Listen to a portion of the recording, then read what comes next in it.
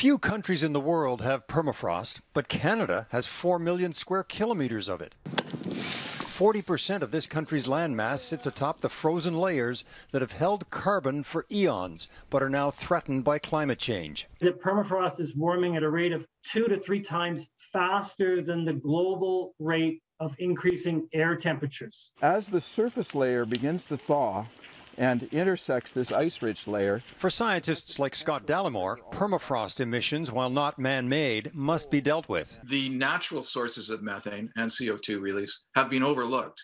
And the key area that's been overlooked is in the permafrost areas. Permafrost exists under the land and below the sea floor. Centimeters beneath the soil, permafrost can be 1 meter or several hundred meters thick. As it thaws, plants decompose and carbon dioxide is released. The melt destabilizes the coast. Landslides are quickly eroding the shores, with similar marine slides under the ocean. And methane, long trapped in or under the ice, is also being released.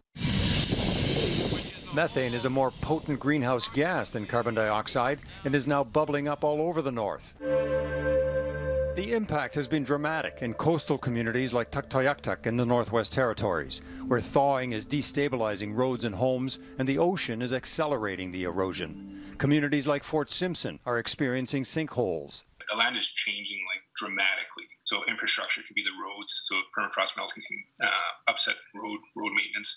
This will also change the dynamics of how the wildlife are moving around. Permafrost was supposed to be permanent. Now scientists and the people who live in the north have to rethink everything from coastal and land management to the health of people and wildlife. In terms of the community, in terms of the north, the emphasis on adaptation to climate change and adaptation to changing conditions in permafrost is an essential priority. This time-lapse from researchers in Alaska shows several meters of coast washed away in little more than a month.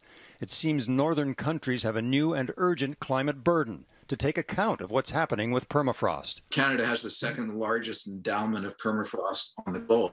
Our responsibility as a country isn't modest in this regard. What are the overlying sediments? On top of curbing man-made emissions, Canada will need to look at how to track the natural emissions across a vast and warming Arctic.